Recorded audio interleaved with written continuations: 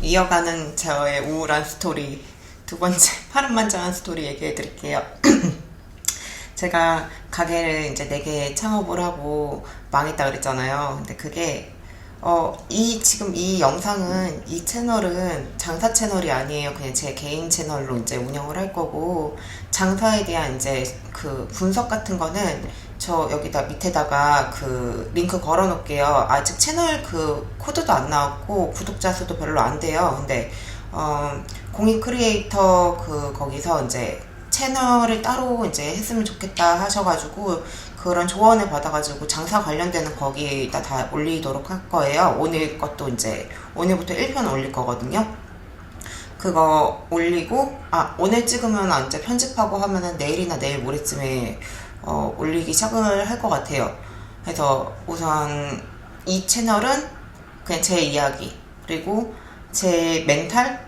그러니까 보통 다 주변이 정상 멘탈이 아니라고, 이거 너무 단단하다고 얘기를 하는데, 저도 이제 무너질 때가 있긴 해요. 근데 남들보다 또 빨리 이제 회복을 하는 편이거든요. 그렇게까지 내공이 쌓일 때까지의 이제 인생 스토리를 올리는 채널이 이 채널이고, 저의 그냥 일상 브이로그 이런 걸 올리는 채널이 이 채널이니까, 혹시 장사 관련해서 궁금하신 게 있으신 분은 다른 채널로 이제 보시는 게 나을 것 같아요. 네. 그리고 이제 댓글이고, 이제 주변 사람들이 이제 항상 저의 이제 파란만장한 스토리를 얘기를 하려고 하면은, 저를 걱정을 해서, 너의 약점이 될 수 있으니까 얘기를 하지 말아라, 이렇게 하시는 분들이 있는데, 저는 그거 절대로 약점이라고 생각을 하지 않거든요. 그리고 왜냐면 저는 그렇게 해서 나 지금 힘들어 이게 아니에요. 그리고 나 불쌍한 삶이야 이렇게 생각을 전혀 안 해요. 나는 그런 것도 이겨낸 강한 사람이거든요. 그래서 앞으로 어떤 일이 일어나도 다시 이제 일어날 거고, 다져질 사람이라서, 나도 이런 거 이겨냈고, 나도 똑같은 사람이니까 이 방송을 보시는 지금 힘드신 분들, 정신적으로 이제 많이 멘탈 무너지신 분들도, 쟤도 하는데 나는 왜 못해, 이렇게 생각을 하게끔 유도가 됐으면 좋겠어요, 저는. 그리고 저를 절대 불쌍하게 생각하지 마세요. 저는 그런 삶도 이겨낸 사람이라서 그런 거 걱정 안 하셔도 되고요.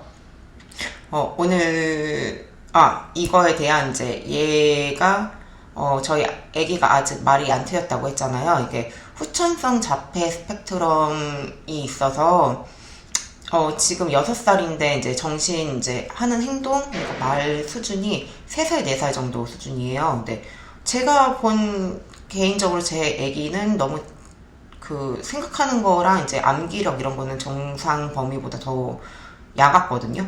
그래서 저는 제 아들을 믿어요. 그래서 그렇게 문제가 된다고 생각하지 않는데, 주변에서 계속 이제 걱정을 하시니까, 특히 저희 다른 가족들, 엄마나 이제 언니, 그러니까 그런 거로 이제 조금 이제 얘기가 들어오면, 그때 나도 조금 걱정이 되다가도 그래도 난 내 아들 믿는데, 그리고 치료 받으면 되지라고 생각을 하는 사람이라서, 이거에 대해 얘기를 왜 하냐면, 이 이야기를 제가 이제 인터넷에 이제 블로그를 운영을 하니까 올렸더니,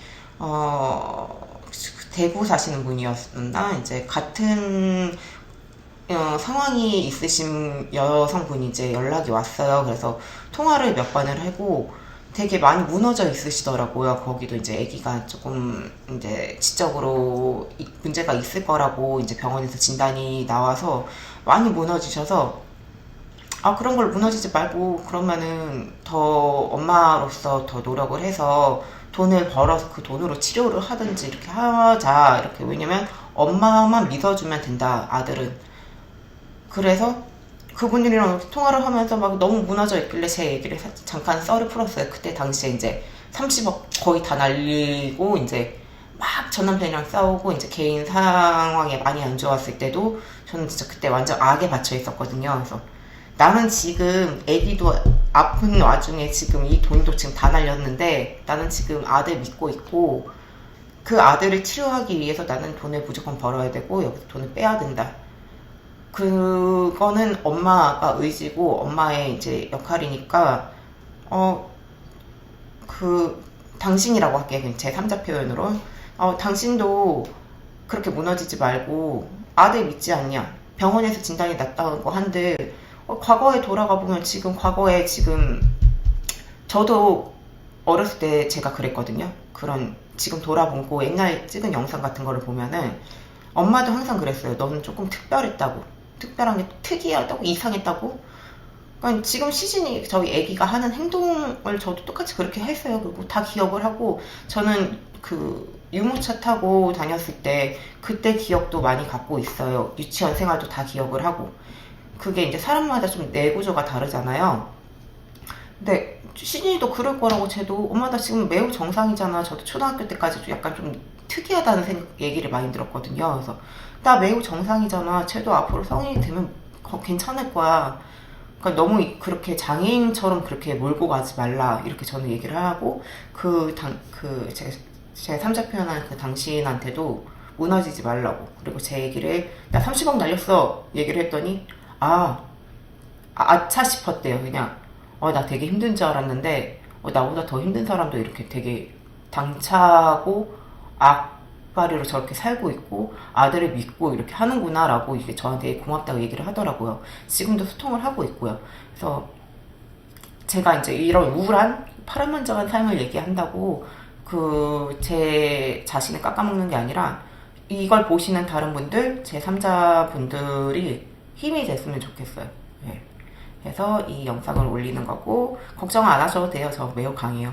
그리고 두 번째 이야기 이제 시작을 할게요.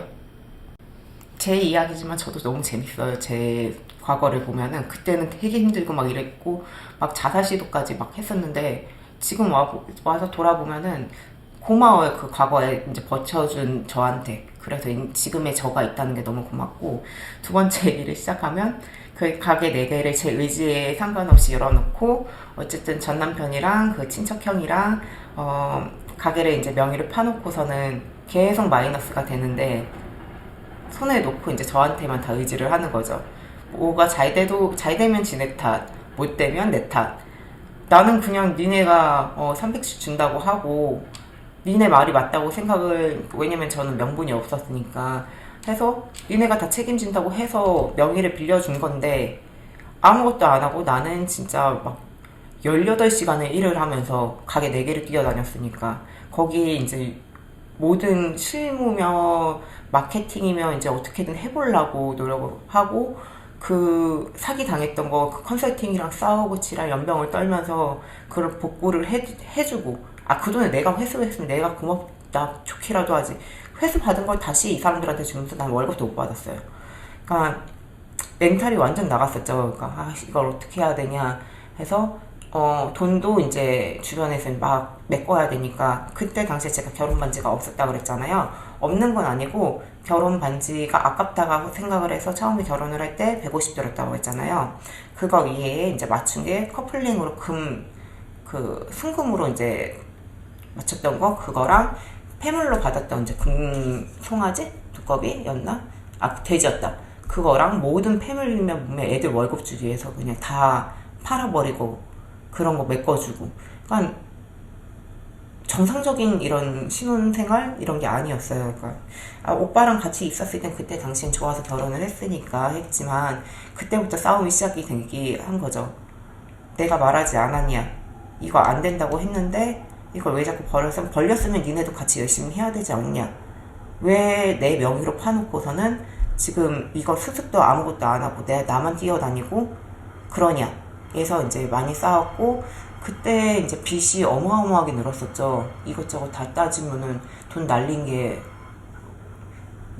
1억 거의 한 3억 정도를 순식간에 없어진 거니까 물론 제 돈은 아니에요. 그분들 돈인데 저는 이제 월급 못 받고 그분들 돈 때문이지만 어쨌든 남편이었으니까 그 돈이 내 돈이고 내 돈이 그 돈이고 그런 거죠 뭐. 그래서 너무 스트레스를 받는 와중에 3개를 어떻게든 정리를 했어요. 진짜 정말 미친년처럼 싸운 거죠. 그 컨설팅 업체랑 어떻게든 팔라고. 그래서 저도 이게 그때 당시 내 상황을 벗어나기 위해서 제가 다른 영상에도 올린 게 있을 거예요. 창업 컨설팅에서 받는 거는 폭탄 돌리기가 많다고.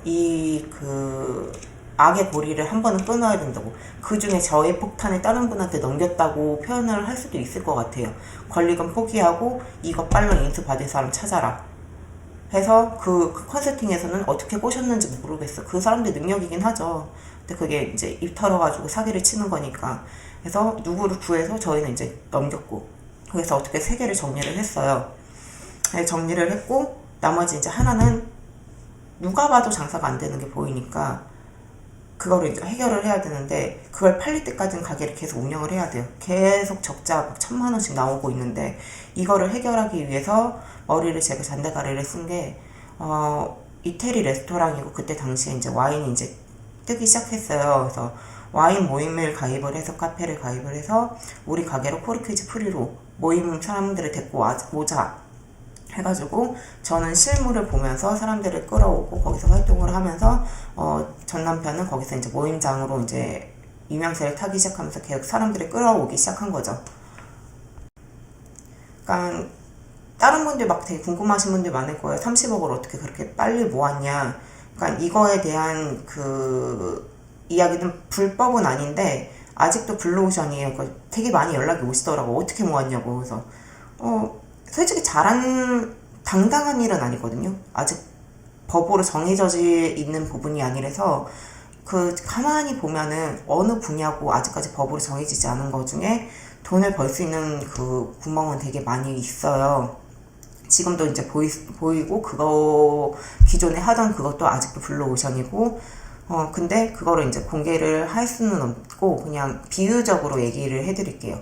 그걸 공개할 수 없는 거는 너무 제 지인들이 많이 연루가 돼 있고 그분들의 아직까지 생계 수단이고 저도 언제든지 다시 뛰어들 수는 있지만 저는 다시는 하고 싶진 않아도 어쨌든 돌이라는 게 있잖아요. 그래서 정확히는 얘기 안 하지만 어떤 루트였냐면 궁금해 하셔서 얘기하는 거예요. 당근마켓에서 만약에 10만원짜리 실판매가를 누군가가 급해서 만원에 팔아요. 그럼 그거를 급하게 사죠. 내가 만원에 사왔는데 그 사람은 급하게 판 거고 이거를 내가 3만원에 팔든 5만원에 팔든 다시 재당근하는 건 내 자유예요. 근데 이거를 세금 문제가 내가 자진 신고하지 않은 이상은 문제가 안 되고 실제로 그렇게 해서 알바를 하시는 분들도 많고 이런 루트였어요. 그러니까 이런 부분이 아직까지도 굉장히 빈틈이 굉장히 많아서 이걸로 이제 돈을 벌기 시작을 한 거예요. 그래서 그 방법에 대해서 이제 짧게 얘기를 한 거고 아무튼 와인 모임을 진행을 하면서 와인을 가게를 유지를 계속 했는데 저는 이제 그때 당시 갑자기 이제 임신을 하게 됐고 임신한 와중에 가게는 계속 돌려야 되니까 맨날 가가지고 설거지하고 그 무거운 거 다 하고 근데 맨날 남편이랑은 싸우고 남편은 안 들어오고 그 와인 모임을 하겠다고 맨날 새벽까지 안 들어오고 나는 새벽까지 당신들이 그 와인 모임으로 온 사람들이 먹은 거 내가 다 치우고 나 혼자 그 넓은 70평짜리 가게를 설거지까지 다 하고 지쳐서 이제 돌아오고 그 가게를 운영하기 위한 저희가 이제 돈 벌었다는 그거를 이제 계속 하기 위해서 홍콩을 계속 왔다 갔다 하고 그 임신한 몸으로 한 30-40kg를 이제 제 임신한 몸으로 들고 홍콩 전역을 다 누리고 다녔었던 것 같아요. 그것도 이제 초창기 때는 돈이 없으니까 숙소도 나중에는 좀 돈을 많이 벌어가지고 호텔에서 지내긴 했는데 초창기 때는 이제 게스트하우스에서 이제 3평 정도 되는 방에서 진짜 3평도 아니야. 화장실 크기보다 조금 큰 데서 화장실도 있고 그런 데에서 이제 그런 물건을 이제 받아와서 갖고 와서 판 거죠. 그렇게 나는 개고생을 하고 하는데 남편은 이제 내가 자기를 안 맞춰주고 자꾸 이제 싸우고 하니까 맨날 이제 와인 모임을 하러 돈 벌러 나간다고 하면서 거기서 이제 바람이 난 거죠. 그래서 그때 이제 너무 충격이 컸었고 그래서 아기를 빨리 꺼냈어요. 이게 하혈을 하고 이제 임신 7개월부터 아무것도 없면서 계속 토를 했거든요. 그러니까 개같이 일을 하면서 그런 개 같은 대우를 받고 토하고 그러다 보니까 하혈하고 애를 빨리 꺼내게 되고 제왕절개에서 거기다 애가 여가라서 이제 제왕절개를 할 수밖에 없었어요. 그래서 아기가 조금 말이 늦고 이런 거도 생각도 좀 들고 그래서 막 나는 왜 맨날 이렇게 힘들게 살아야지 라고 생각을 했었는데, 어떻게 이제 시간 지나면서 이제 계속 나를 이제 돌아보고 이제 계속 나를 위해서 이제 살기 시작을 한 거죠. 그리고 아기 낳고 이제 우울하니까 운동도 다시 시작을 하고, 그러면서 운동하면서도 이제 저 기존에 하던 그 큰 돈 되는 그건 계속 나 혼자 작업을 하면서, 그때 이제 그 남편은 계속 이제 바람을 폈으니까 이제 그걸로 이제 싸움이 계속 하겠죠. 싸우면서도 계속 밖에 나가서 다른 외도를 하고 이런 게 이제 계속 반복이 되더라고요. 그래서 저도 이제 마음을 놓고, 아, 너랑 나랑은 그냥 사업 파트너라고 이제 아예 마음을 접어버렸어요. 그래서 근데 이 과정 중에 그 어쨌든 상간녀가 있었을 거 아니에요. 그 친구가 먼저, 그러니까 제가 너무 화가 나니까 제 블로그에 이제 그런 사연을 썼는데, 누구라고 지목을 안 해서 명예훼손이 안 걸릴 줄 알았는데, 그게 이제 그거를 물고 늘어져서 저를 먼저 명예훼손죄로 1,000만 원을 달라고 이렇게 소송을 걸더라고요. 그래서 그 애 낳고 3년 동안 남편이랑도 싸우고 하면서 3년 동안 상간녀랑 소송을 거의 한 8차례 정도 한 것 같아요. 가진 걸로 다 트집을 잡더라고요. 저도 얘가 명예훼손을 걸으니까 처음에는 그냥 얘기를 듣고 싶었어요. 왜 유부남이고 나란 존재를 알고 우리 가게에서 술을 먹었고 나란 사람을 아는 앤데 왜 몰랐다고 거짓말을 했고 왜 얘를 만났냐, 그거를 듣고 싶었는데 남편이 그 친구를 절대 못 만나게 하더라고요. 저를 걔를 때리려고 한 것도 아니고 너무 궁금했거든요. 그런 이유를 듣고 싶었던 건데, 그 상태에서 갑자기 명예훼손 들어오고 1,000만 원 달라고 하니까 나도 뭐 어쩔 수 없이 상간녀 걸었죠. 걸고 나서부터 이제 3년 동안 소송이 진행이 된 거예요. 그래서 남편 그 이혼 소송도 같이 진행이 된 거죠. 그래서 3년 동안 그렇게 하면서 3년 멘탈이 나갔고, 아예 그냥 남편 새끼라는 사람은 없는 사람이다 라고 이제 생각을 하면서 살았고, 이게 그런 마음 고생을 하는 와중에도 돈은 벌어야겠으니까, 큰 돈이 되는 돈을 만졌으니까 계속 일은 하면서, 또 제 성향이 돈을 막 쓰는 성향이 아니에요. 그래서 나는 계속 모으는데 실질적으로 돈은 그 남편이 굴리겠다고 다 갖고 가고, 그래서 우울하면 병원을 가시고 그런 이야기, 그리고 조언, 그리고 커뮤니케이션을 좀 많이 하시고, 가만히 있지 마시고 움직여야 돼요. 저도 이제 가끔씩 이렇게 막 우울할 때가 가끔씩 와요. 갑자기 딱 옛날에 기분 나쁜 일 생각하면 아씨 하는데 이렇게 처져요. 근데 처지는 순간 계속 파고들거든요. 계속 움직여야 돼요. 그래서 앞으로도 이제 이런 얘기를 계속 해드릴게요.